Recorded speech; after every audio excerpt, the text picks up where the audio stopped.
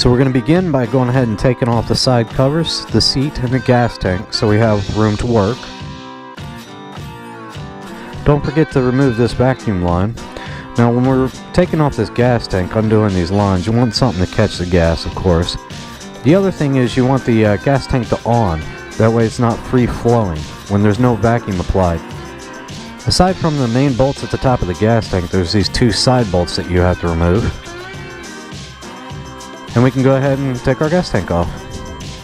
Once you remove the gas tank, you're going to have these little rubber dimples. Go ahead and take them off so they don't fall and get lost. That's what dampens the vibrations of the gas tank. Now that we have our nice and clean working area, we can go ahead and start taking parts off. We'll go ahead and begin with the exhaust pipe. I'm going to take both the mounts, the top and the middle mount out. And then you're going to remove the heat shield as well as the exhaust clamp and go ahead and pull the exhaust pipe out.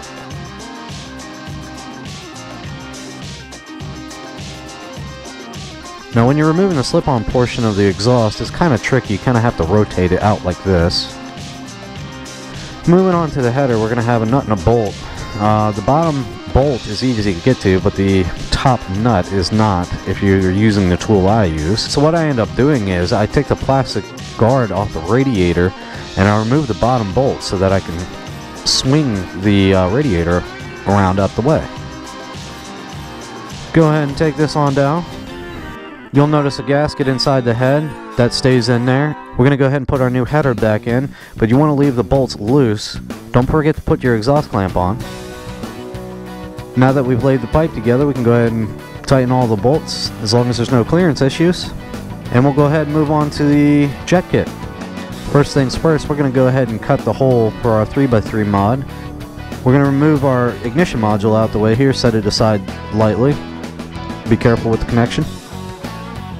We're going to go ahead and remove the snorkel. It's kind of a pain in the butt, so you might need a pry bar to get it out.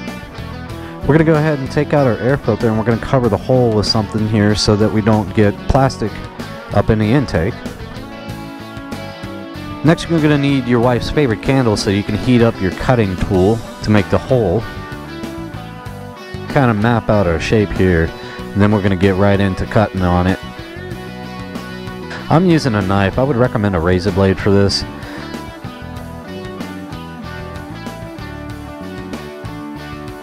Pop this out. Clean the edges up with some sandpaper. Clean the inside of the air box. Put your air filter back on. Now that we have our air filter back in, we're going to go ahead and get into the jetting of the bike. I'm using the JD Jet Kit. It's a really nice kit. Comes with everything you need for the job and very clear instructions. I'm going to leave a link in the description as well as a comment so you can purchase it on Amazon. The kit will also include the 4 bolts that you're going to need to replace those stupid JIS screws that are on the carburetor.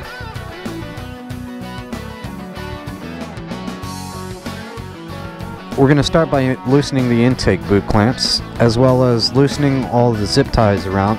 Do not cut these, they just pop right out.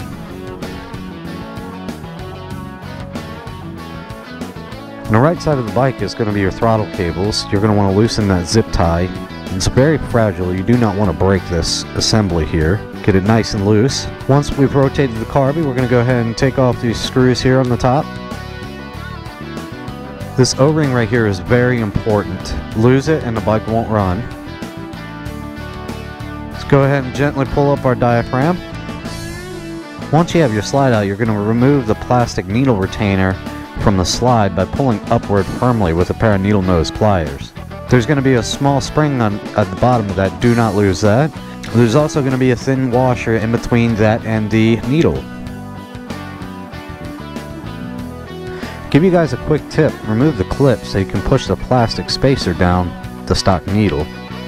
Which needle do I need? Click pause to read. I've selected the blue needle and I'm going to drop the clip into the 4th position.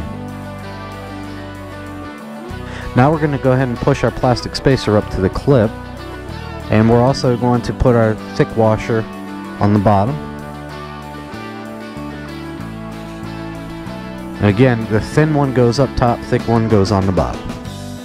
Once you've dropped the needle into the slide, you're going to go ahead and push the plastic needle retainer into place. It takes a little bit of force. Make sure it's properly seated. Once you've done that, we're going to go ahead and drop our slide into the carburetor. Make sure the gasket sits nice and evenly. Go ahead and install your spring in there and make sure that little rubber gasket deal is on there. Once we've closed her up and tightened the screws down, we're going to go ahead and rotate our carb around. One thing I noticed on this backside is this plastic breather box here was in the way, so I had to take the 10mm bolt out of it.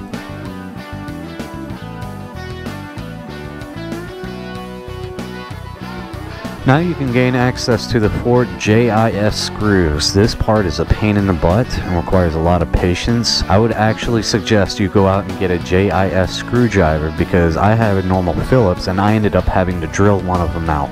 Once you get the bowl down, you're going to want to inspect inside the bowl to make sure there's no dirt or debris or water or any of that stuff. We'll go ahead and unscrew our main jet here. Now there's this little piece of white plastic. You can go ahead and pop that off. We're going to go ahead and unscrew our old jet and select our new jet. Main jetting advice, so many choices. If you want to go ahead and hit the pause button for a read. Once we've selected the jet we're going to use, going to go ahead and screw it on back on in. We're going to go ahead and install the number 25 pilot jet into the carb. Don't forget to put this little plastic retainer back in. Go ahead and close the bowl on up and tighten her on up with your new bolts that are included in the kit. Next, we're going to go ahead and drill out the brass plug from the fuel mixture screw. Once you've got that brass plug out, we're going to go ahead and adjust our fuel mixture screw. Turn it clockwise until it seats, and then turn it back out 2.5 turns. And you should be good to go. Go ahead and rotate your carb around. Make sure the intake boots are seated properly. Go ahead and tighten all your intake boot clamps and go ahead and reinstall your gas tank. What you're going to want to do for the first start is you're going to want to turn it to prime because your bowl is empty right now. So we're going to want to prime that bowl with vacuum. So go ahead and prime it until it fires a little bit. It'll probably sputter the first time. Go ahead and turn it back to on. And you might need a little bit of choke. I used half choke for the first fire. And after that, you should be good to go. Now that you've unleashed the beast in your bike, I really appreciate you watching this video. If you want to leave a like and a comment, if you have any questions, I'll try to answer them the best I can. If you like what you've seen, go ahead and hit that subscribe button. Really appreciate it. And I will leave you with a little bit of braps. Catch you guys later.